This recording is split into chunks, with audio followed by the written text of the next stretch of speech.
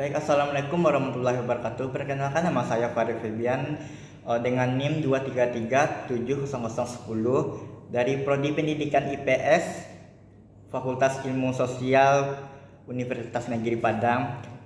Saya di sini akan mempresentasikan materi saya, yaitu dilema pertumbuhan ekonomi vs impor dengan mata kuliah konsep dasar ilmu ekonomi dengan dosen pembimbing Dr. Haji Zul Afdal MPD. Latar belakang, Indonesia adalah negara berkembang yang memiliki perekonomian yang semakin meningkat. Namun, dengan meningkatnya perekonomian di Indonesia, masalah impor semakin menjadi perhatian. Dalam materi ini, kita akan membahas dilema pertumbuhan ekonomi versus impor dan bagaimana peran impor dalam pertumbuhan ekonomi Indonesia. Tujuannya untuk mencapai keseimbangan yang optimal antara pertumbuhan domestik dan ketergantungan pada impor. Dan manfaatnya adalah menciptakan lapangan kerja dan meningkatkan efisiensi ekonomi.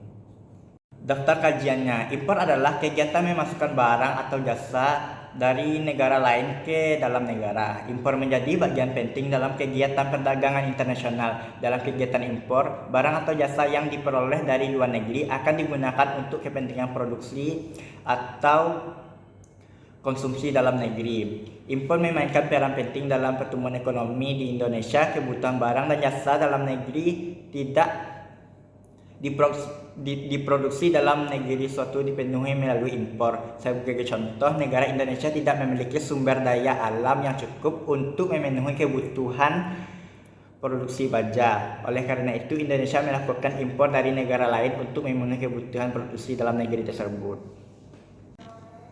Baik, kita akan masuk ke dalam analisis APKL. Apakah kalian tahu itu apa namanya analisis APKL? Analisa APKL merupakan salah satu metode yang digunakan untuk menguji kelayakan suatu isu untuk dicarikan solusinya dalam kegiatan aktualisasi. Aktual adalah isu sedang terjadi dan sedang hangat-hangatnya dibicarakan. Sedangkan P yaitu problematik, isu yang memiliki dimensi masalah yang kompleks. Sedangkan K kelayakan, isu yang menyangkut hidup orang banyak, dan L yaitu layak, isu yang masuk akal untuk dimunculkan inisiatif pemecahan masalah. Nah, di sini ada isunya, yaitu turunnya tingkat perekonomian.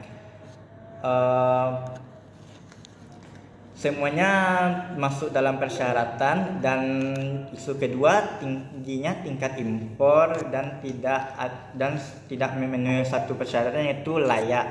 Dan yang ketiga yaitu sektor industri masih mengandalkan bahan baku dan tidak juga memenuhi syarat, yaitu kelayakan dan layak. Nah, dari analisis APKL tadi, kita akan menapis masalahnya di analisis USG. Analisis USG adalah salah satu metode scoring untuk menyusun urutan prioritas isu yang harus diselesaikan.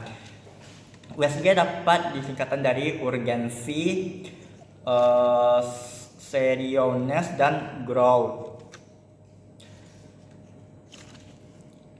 Masalah isunya itu turunnya tingkat perekonomian. Saya kasih USG-nya nilainya 5, 4, dan 3, dan totalnya adalah 12, dan tingkat impornya 5, 3, dan 3, totalnya 11. Penilaian analisis USG itu 5 itu sangat penting, 4 adalah penting, 3 cukup penting, 2 kurang penting, dan 1 tidak penting sama sekali.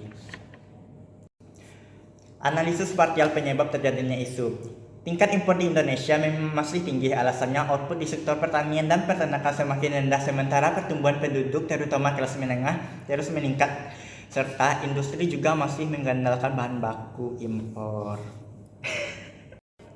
Analisis parsial dampak dari isu.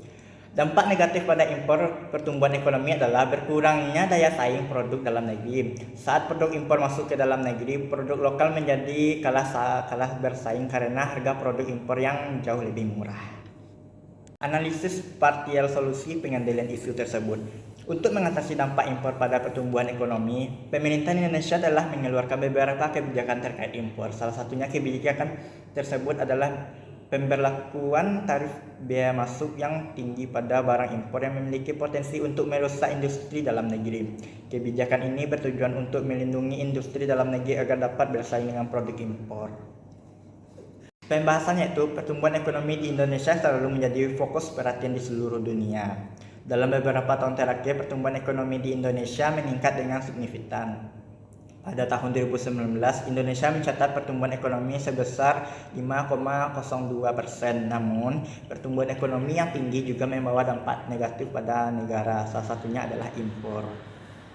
Kesimpulan dari isu ini adalah pertumbuhan ekonomi dan impor saling berkaitan dan mempengaruhi satu sama lain. Meskipun impor memiliki peran penting dalam pertumbuhan ekonomi, impor juga memiliki dampak negatif pada pertumbuhan ekonomi. Oleh karena itu, pemerintahan Indonesia mengambil beberapa kebijakan untuk mengatasi dampak negatif impor pada pertumbuhan ekonomi. Sekian atas presentasi saya hari ini. Jika ada salah, tolong dimaafkan. Assalamualaikum warahmatullahi wabarakatuh.